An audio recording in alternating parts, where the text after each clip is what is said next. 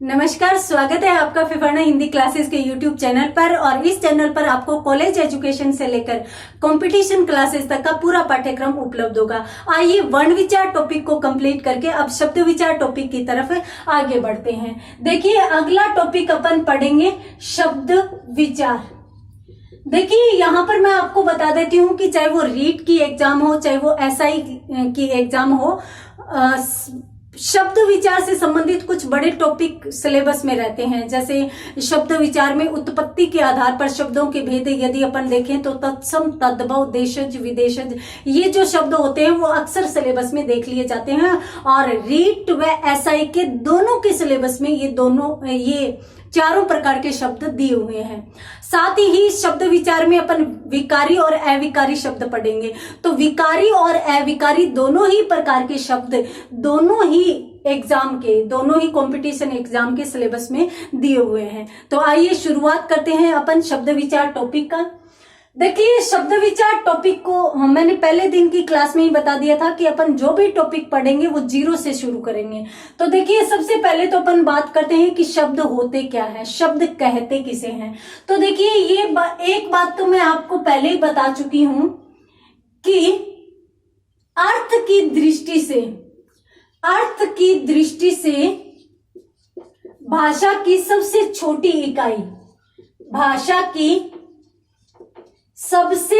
इकाई क्या होती है? भाषा की सबसे छोटी इकाई होती है शब्द। ठीक है, किसकी दृष्टि से? अर्थ की दृष्टि से। क्यों? क्योंकि भाषा की सबसे छोटी इकाई वर्ण होती है, वर्णों का कोई अर्थ नहीं होता।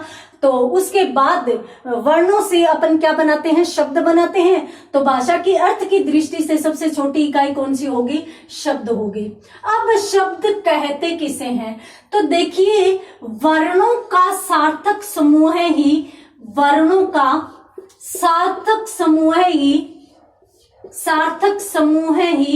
क्या कहलाता है? शब्द कहलाता है। ये इसकी परिभाषा कही जा सकती है। वर्णों का सार्थक समूह का मतलब, देखिए, अपने पास कुछ वर्ण है, जैसे क, अ, म, अ, ल और इसके साथ साथ अ। ये अपने पास 2, 4, 6 वर्ण है। इन वर्णों को मिलाकर अपनों ने एक शब्द बनाया। क प्लस ए कै हो गया। मैं और ए मिलकर क्या बने? मैं बन गए। ल और ए मिलकर क्या बने? ले बन गए। यानी एक शब्द बना। अब कमल क्या होता है? कमल पुष्प भी होता है और सामान्यतः अपन किसी का नाम भी रख देते हैं। तो ये सार्थक है। तो ये क्या कहलाएगा? सबसे पहली शर्त तो वर्णों का समूह है, यानी ये 6 वर्णों का एक समूह है। दूसरी बात, सार्थक होना चाहिए। तो ये एक सार्थक अर्थात अर्थ देने वाला शब्द है। तो इसलिए इसे क्या कहा जाएगा? शब्द कहा जाएगा। वर्णों के सार्थक समूह को ही अपन क्या कहते हैं? शब्द कहते हैं। अब अपन देखते हैं शब्दों के भेद, या फिर शब्दों के भेद कितने आधारों पर किए जा सकते हैं। वर्तमान में हिंदी का एक बहुत बड़ा शब्दकोश है। उस शब्दकोश में कहां से किस किस प्रकार से शब्द आए, उन सभी को अपन विस्तृत अध्ययन करके पढ़ेंगे। तो देखिए, वर्णों के शब्दों के यदि भेदों की बात करें या शब्दों के वर्गीकरण की बात करें, तो शब्दों को कुल 4 भागों में वर्गीकृत करके और पढ़ा जाता है। कौन कौन से भागों में वर्गीकृत करके पढ़ा जाता है? देखिए, सबसे पहले तो उत्पत्ति के आधार पर शब्द। ठीक है, शब्दों का वर्गीकरण मोटे तौर पर 4 भागों में किया जाता है। दूसरा, व्युत्पत्ति के आधार पर। अब व्युत्पत्ति अपन रचना या बनावट को भी कह सकते हैं। तो अपन यूं भी कह सकते हैं कि रचना के आधार पर शब्दों का वर्गीकरण। उसके बाद तीसरा वर्गीकरण यदि अपन देखें तो अर्थ के आधार पर भी शब्दों का वर्गीकरण किया जा सकता है, अर्थ के आधार पर। उसके बाद चौथा वर्गीकरण अपन स्वीकार करेंगे रूप परिवर्तन के आधार पर। रूप बदलने या नहीं बदलने के आधार पर ये चौथा वर्गीकरण है वो स्वीकार किया जाता है। ठीक है, तो इस प्रकार से शब्दों का वर्गीकरण 4 आधारों पर किया जाता है। उत्पत्ति यानी उत्पन्न कहां से हुए, व्युत्पत्ति रचना या बनावट यानी किस किस प्रकार के अपन शब्दों को बना सकते हैं, उनको रूप दे सकते हैं, अर्थ के आधार पर कितने प्रकार के अर्थ एक शब्द दे सकता है, रूप परिवर्तन, कुछ शब्द ऐसे होते हैं जिनके रूप बदलते हैं और कुछ ऐसे होते हैं जो कभी भी परिवर्तित नहीं होते, अपरिवर्तित रहते हैं, तो इसके आधार पर भेद किए जाते हैं। आइए शुरुआत करते हैं पहले वर्गीकरण से। तो देखिए सबसे पहला जो वर्गीकरण है वो उत्पत्ति के आधार पर। मैंने आपको बताया था कि वर्तमान में हिंदी का एक बहुत बड़ा शब्दकोश है और वो जो बड़ा शब्दकोश है उसमें जाहिर सी बात है कि हिंदी लगभग 1050 के आसपास आई थी, तो 1050 में हिंदी का इतना विस्तृत शब्दकोश नहीं होगा जो वर्तमान में अपने को उपलब्ध होता है। तो वर्तमान में जो शब्दकोश, जो विस्तृत शब्दकोश हमें उपलब्ध होता है उसमें शब्द आए कहां से, ये शब्द कहां कहां से लेकर हमने शब्दकोश बनाया है। तो इस आधार पर यदि अपन देखें कि ये शब्द कहां कहां से उत्पन्न हुए, अर्थात हिंदी ने कहां कहां से शब्द लिए हैं, तो देखिए 5 जगहों से हिंदी ने अपने शब्द इकट्ठे किए हैं। कौन कौन से, तो देखिए सबसे पहले तो मैं आपको बता देती हूं कि हिंदी की मूल भाषा कौन सी है, संस्कृत है। ठीक है, तो जाहिर सी बात है संस्कृत के लक्षण तो हिंदी में आएंगे ही आएंगे। अब माँ के लक्षण बेटी या बेटे में कुछ हद तक तो आ ही जाते हैं, थोड़े बहुत लक्षण तो जरूर आएंगे। तो देखिए ये संस्कृत हिंदी की माँ है, ये जननी है, तो इससे कुछ शब्द भी लिए गए। तो देखिए संस्कृत से हमने कुछ शब्द लिए, तो देखिए प्रारंभ में जब हिंदी बनी तब हमें इतना ज्यादा ज्ञान नहीं था, तो हमने क्या किया कि जो शब्द संस्कृत में प्रयुक्त हो रहे थे उनको उसी रूप में हमने प्रयुक्त करना शुरू कर दिया। हालांकि बाद में अपनों ने उनका रूप बदलने की कोशिश की, सरल बनाने की कोशिश की, परंतु शुरुआत में अपनों ने संस्कृत से कुछ शब्द लिए और ज्यों के त्यों प्रयोग करने शुरू कर दिए। अब वे शब्द क्या कहलाए, वे शब्द कहलाए तत्सम शब्द। तो देखिए सबसे पहला उत्पत्ति के आधार पर वर्गीकरण में सबसे पहला वर्गीकरण अपन पढ़ेंगे तत्सम शब्द। तत्सम जैसा कि नाम से स्पष्ट है, ये 2 शब्दों से मिलकर बना है। किस किस से, तत् और सम से।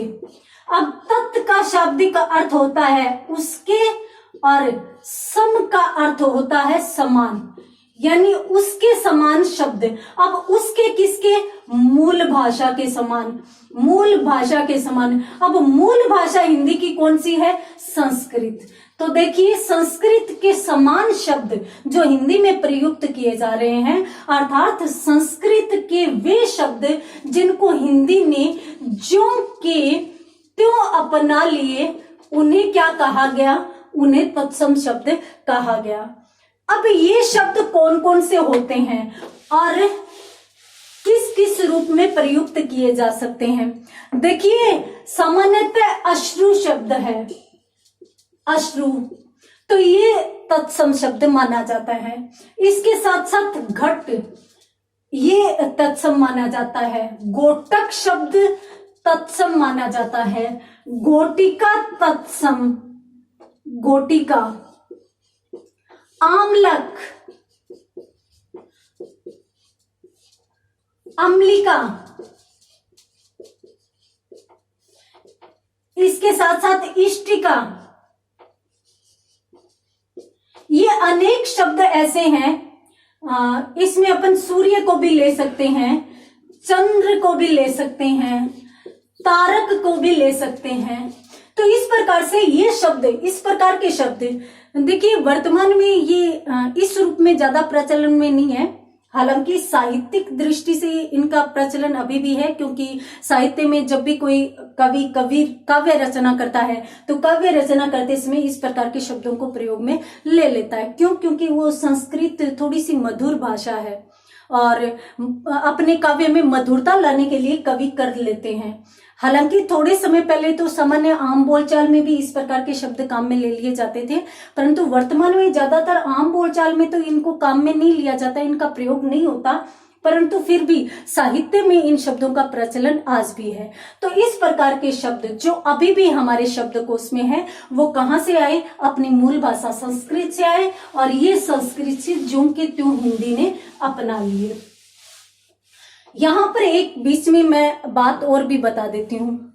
देखिए, सामान्यतः यूं होता है कि हिंदी भाषा के जो समर्थक होते हैं वो विरोध करते हैं अन्य भाषाओं का, कि अन्य भाषाएं प्रयोग में नहीं लाई जानी चाहिए, अन्य भाषाओं के शब्दों का प्रयोग नहीं होना चाहिए। परंतु मैं आपको बता देती हूँ कि हिंदी एक लचीली भाषा है। इसने कहीं भी संकोच नहीं किया किसी भी भाषा के शब्दों को अपनाने में। इसने अपना स्वरूप है वो सरल से सरल बनाने का प्रयास किया, चाहे उसे कहीं से भी शब्द क्यों न लेने पड़े। और ये चीज बिल्कुल सही है, ये आप खुद देखेंगे। कैसे? देखिए, तत्सम शब्द जो संस्कृत से हमने लिए, अब संस्कृत से हमने जो के त्यों लिए थे, थोड़े समय पश्चात ही हमें उनके उच्चारण में समस्या आने लगी, और जैसे ही हमें उच्चारण में समस्या आने लगी तो हमने उनको सरल बनाने का प्रयास किया। तो देखिए, दूसरा भेद इसी आधार पर हो जाता है तद्भव शब्द। तद्भव शब्द, अब तद्भव शब्द क्या होता है? इसी प्रकार से तद्भव शब्द भी दो शब्दों तद और भव से मिलकर बना है। अब तद का अर्थ तो होता है उससे, और भव का शाब्दिक अर्थ होता है उत्पन्न होना। उत्पन्न होना, जैसे अपन कहते हैं ना कि उसका उद्भव हुआ, यानी वो वहां से उत्पन्न हुआ, तो ये होता है उत्पन्न होना। तो उससे का मतलब अपनी मूल भाषा से, और मूल भाषा कौन सी? हम जानते हैं संस्कृत। तो मूल भाषा संस्कृत से उत्पन्न हुए शब्द, उत्पन्न होने का मतलब कि मूल भाषा के शब्दों का ही अपनों ने रूप परिवर्तित कर दिया, अपनों ने थोड़ा सा उसका सरल रूप बना दिया। किसके लिए? उच्चारण की सुविधा के लिए। जैसे अपनों ने घट को तो घड़ा बना दिया, घड़ा बना दिया, ठीक है, तो ये घड़ा शब्द क्या हो गया? तद्भव हो गया। उसी प्रकार से सूर्य को अपनों ने क्या कहना शुरू कर दिया? सूरज कहना शुरू कर दिया। अब सूर्य थोड़ी सी कोमलता लिए हुए है, अपनों ने सीधा का सीधा सूरज बोल दिया। उसी प्रकार से चंद्र जो शब्द था उसको अपनों ने चांद कहना शुरू कर दिया। उसी प्रकार से गोटक घोटिका को अपनों ने घोड़ा और घोड़ी सीधा का सीधा कहना शुरू कर दिया। उसी प्रकार से आमलक को अपनों ने आंवला कहना शुरू कर दिया। तारक नहीं बोलने की बजाय सीधा का सीधा अपनों ने तारा कहना शुरू कर दिया। अब यहां पर देख रहे होंगे आप, जो भी तत्सम शब्द थे उनके तद्भव रूप बिल्कुल सरल है, बोलने में आसानी से उच्चरित हो जाते हैं। तो इसलिए हमने क्या किया? उससे उत्पन्न कर लिया। देखिए, मूल भाषा जब थी तो उस समय तो अपने हिंदी जन्म ही ले रही थी, तो विकसित नहीं हुई थी। धीरे धीरे जैसे जैसे विकास किया उसने अपना शब्दकोश बढ़ाने के लिए और इनका थोड़ा सा सरल रूप बना के और उनको भी प्रचलन में लाना प्रारंभ कर दिया। तो ये थे तत्सम और ये थे तद्भव। तत्सम संस्कृत के ज्यों के त्यों अपनाए गए, तद्भव रूप परिवर्तित करके अपनाए गए, अर्थात सरल करके अपनाए गए। ठीक है, यहां पर मैंने आपको बताया कि जो उत्पत्ति के आधार पर शब्द है वो कुल 5 भागों में बांटकर पढ़े जाते हैं। ठीक है, अपनों ने 2 का देखा, कौन कौन सा? तत्सम और तद्भव। अब तीसरा भेद कौन सा है? देशज शब्द। अब देखिए, देशज शब्द जो है वो भी नाम से स्पष्ट है, ये भी 2 शब्दों से मिलकर बना है। कौन कौन से 2 शब्दों? देश और जैसे मिलकर बना है। अब देश का मतलब होता है स्थान विशेष से, स्थान विशेष से इसका अर्थ लिया जाता है। और जय का मतलब होता है जन्म लेना। अब जय का अर्थ यदि आपको ऐसे नहीं समझ पाए तो आप ऐसे देख सकते हो। देखिए एक शब्द होता है जलज, जल यानी पानी, जय यानी जन्म लेने वाला। अब पानी में जन्म कौन लेता है? कमल, तो कमल का पर्याय जलज भी होता है। उसी प्रकार से एक शब्द होता है पंकज, ठीक है, तो पंक का शाब्दिक अर्थ होता है कीचड़, कीचड़, और जय का मतलब जन्म लेना। कीचड़ में जन्म लेने वाला कौन है? कमल। तो यहाँ पर जय का शाब्दिक अर्थ क्या माना जाएगा? जन्म लेने से माना जाएगा। तो यहाँ पर देश प्लस जय से मिलकर कौन बना है? देशज शब्द बना है। अब देश तो स्थान विशेष से संबंधित हो जाएगा, जय जन्म लेना से संबंधित हो जाएगा, यानी स्थान विशेष में ही जन्म लेने वाले शब्द।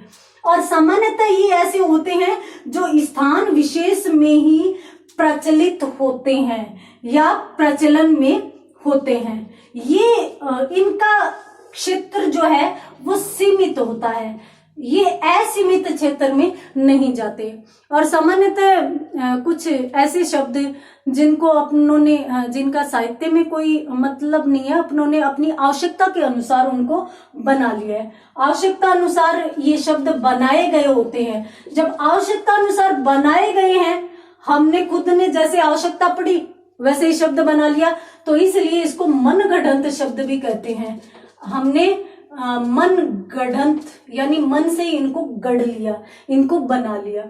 अब मन गढ़ंत शब्द ये कैसे हैं? देखिए आप कमरे के अंदर बैठे हो, बाहर कोई आवाज आ रही है, आपके भाई बहन या मित्र, मम्मी पापा कोई भी आपके पास बैठे हैं, उसी समय कोई आवाज आई। अब आवाज आई तो जैसे ही आपके कानों में आवाज पड़ी आप चौंके, तो सामने जो भी बैठा है उसने आपसे पूछा कि कौन है? पता नहीं, हड़बड़ाहट सी तो हो रही है, या पता नहीं अजीब सी गड़बड़ की सी, या मतलब खटखटाने की आवाज तो आ रही है। अब उसमें आप अपने हिसाब से उस आवाज को रूप दे रहे हो, अपने हिसाब से आप उसको नाम दे रहे हो, तो वो वहां पर आपके द्वारा मनगढ़ंत हो जाएगा। उसी प्रकार से जैसे ही आप अंदर बैठे हो, इस प्रकार की आवाज होती है, तो आपने यूं कहा कोई दरवाजा खटखटा रहा है, यानी जैसे खट खट की आवाज आई आपने शब्द बना लिया खटखटाना। तो ये इस प्रकार के शब्द सारे के सारे क्या कहलाएंगे? देशज, यानी स्थान विशेष में जन्म लेने वाले शब्द ही क्या कहलाएंगे? देशज शब्द कहलाएंगे। ये इसी प्रकार के शब्द होते हैं, सामान्यतः आम प्रचलन वाले शब्द होते हैं, जिनको अपन देखते ही शायद समझ जाते हैं। जैसे हड़बड़ाहट हो गई, बड़ा हट हो गई, घबराहट हो गई, या गड़बड़ हो गई, इस प्रकार के जो शब्द होते हैं वो होते हैं।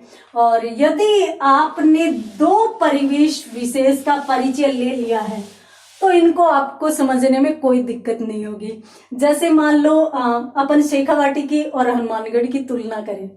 देखिए हनुमानगढ़ गंगानगर का जो क्षेत्र है वहां की भाषा और शेखावाटी की भाषा के शब्दों में अंतर मिलता है और पर्याप्त अंतर मिलता है। जैसे वहां पर यदि आप घर के चारों ओर दीवार खिंचवा रहे हो तो आपके वहां बोल दिया जाता है, शेखावाटी में बोल दिया जाता है डंडा खींच दिया। अब हमारे यहाँ डंडा यानी हनुमानगढ़ गंगानगर में डंडा किसको बोला जाता है? लाठी को, या लकड़ी का जो डंडा होता है उसको बोला जाता है। अब देखो यहाँ पर इतना परिवर्तन हो गया। अब वहां पर आप शेखावाटी में डंडा बोलोगे तो दीवार के अर्थ में जाएगा और यहाँ पर बोलोगे तो लकड़ी के अर्थ में जाएगा।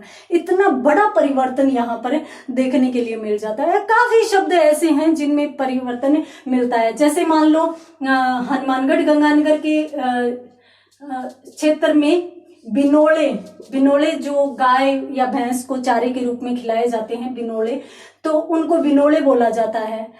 सामान्य आम बोलचाल में घर के जो लोग हैं वो बंदोड़ा भी बोल देते हैं, जबकि वहां पर काकड़ा बोला जाता है। अब शेखावाटी में काकड़ा, अब कहाँ काकड़ा और कहाँ बंदोड़ा, तो इस प्रकार से इतना बड़ा अंतर।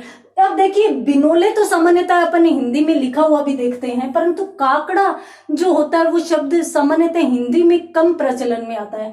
तो इस प्रकार के शब्द जो क्षेत्र विशेष में खुद ने ही बना लिए और खुद ही उनको और प्रचलन में ले रहे हैं या प्रयोग में ले रहे हैं। जिस उसी प्रकार से जैसे प्याज है, प्याज को कोई गठिया बोल देता है, कोई कांदा बोल देता है। तो प्याज तो अपन मान सकते हैं कि हिंदी में शब्दकोश में है, परंतु ये कांदा, ये गठिया, इस प्रकार के जो शब्द है वो बिल्कुल देशज माने जाएंगे। क्यों? क्योंकि हमने अपनी आवश्यकता के अनुसार बना लिया, ये हमारे मनगढ़ंत शब्द है। तो उम्मीद करती हूँ कि देशज शब्द भी आपको समझ में आएंगे। और उसके बाद अपनों ने कितने भागों में बांटा है? 5 भागों में इनको बांटा है। ठीक है, क्या पढ़ रहे हैं? शब्द विचार टॉपिक पढ़ रहे हैं, और शब्द विचार में शब्दों को 4 भागों में बांटकर अपनों ने पढ़ा है, और उनमें से पहला भाग अपना चल रहा है, अभी पूरा नहीं हुआ है। पढ़ेंगे अगली क्लास में, तब तक के लिए धन्यवाद।